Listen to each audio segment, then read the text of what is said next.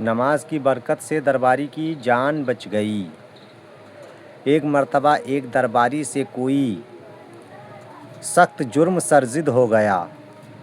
اس جرم کی پاداش میں بادشاہ سے حکم دیا کہ 24 گھنٹے کے اندر اس کا ملک چھوڑ دے۔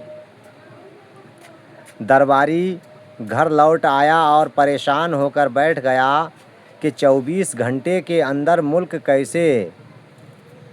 کیسے چھوڑ دوں۔ اس کی ایک لڑکی تھی اور وہ بے حد عقل مند تھی۔ کہنے لگی، ابو جان، آپ یوں حیران پریشان کیوں بیٹھے ہیں؟ آج تک کبھی میں نے آپ کو ایسی حالت میں نہیں دیکھا۔ آخر ماجرا کیا ہے؟ شاید میں آپ کی کچھ مدد کر سکوں۔ اس نے اپنی بیٹی سے کہا، میری لگتے جگر آج تو جی بھر کے میرا دیدار کر لے اور آج جی بھر کر باتیں کر لے، کیونکہ اب میں تجھ سے جدا ہونے والا ہوں۔ آج کے بعد تو میری صورت کو ترسے گی۔ بیٹی تڑپ کر بولی، ابو جان،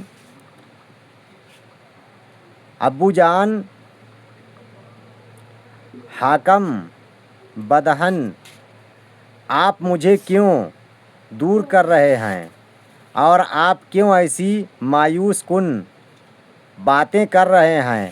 باپ بولا، بیٹی، بات کرتے ہوئے میرے دل پر چھریاں چل رہی ہیں۔ سن بیٹی، مجھ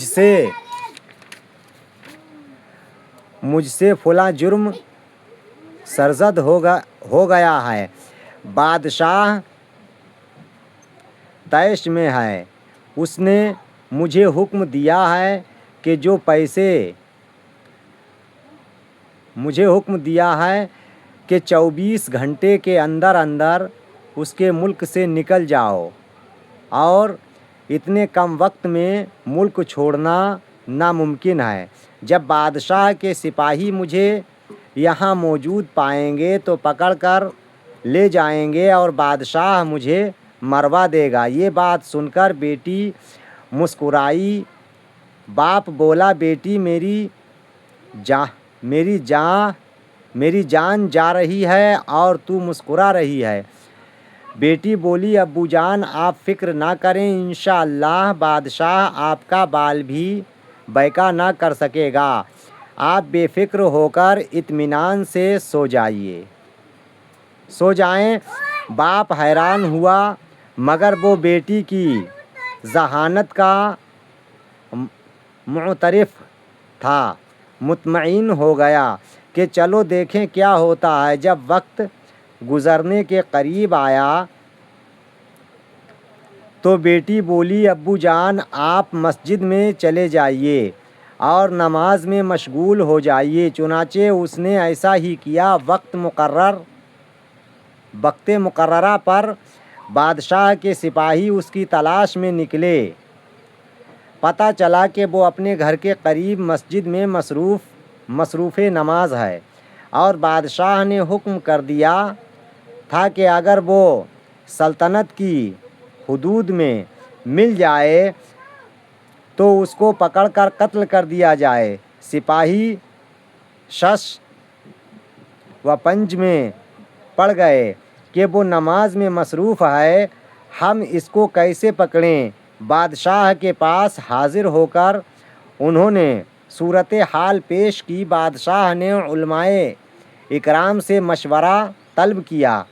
علماء اکرام نے جواب دیا، عالی جاہ، آپ نے اس کو اپنے ملک سے نکل جانے کا حکم دیا تھا۔ آپ کے حکم کے مطابق وہ آپ کے ملک سے نکل گیا ہے۔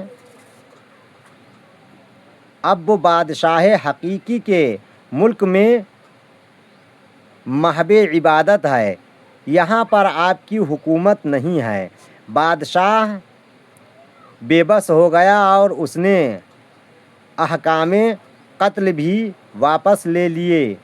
اور یوں نماز کی برکت سے اس شخص کی جان بچ گئی۔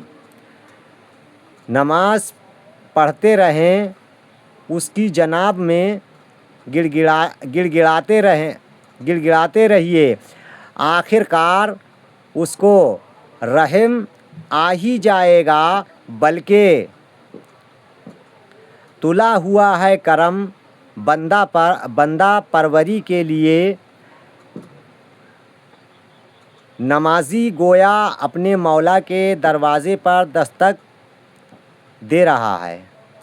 حضرت عمر بن خطاب رضی اللہ تعالیٰ عنہ فرماتے ہیں، جب آدمی نماز میں ہوتا ہے تو گویا وہ بادشاہ کے دروازہ پر دستک دے رہا ہے، اور جو شخص ہمیشہ کسی بادشاہ کا دروازہ کھٹکھٹاتا رہے تو کبھی نہ کبھی تو دروازہ کھل ہی جاتا ہے۔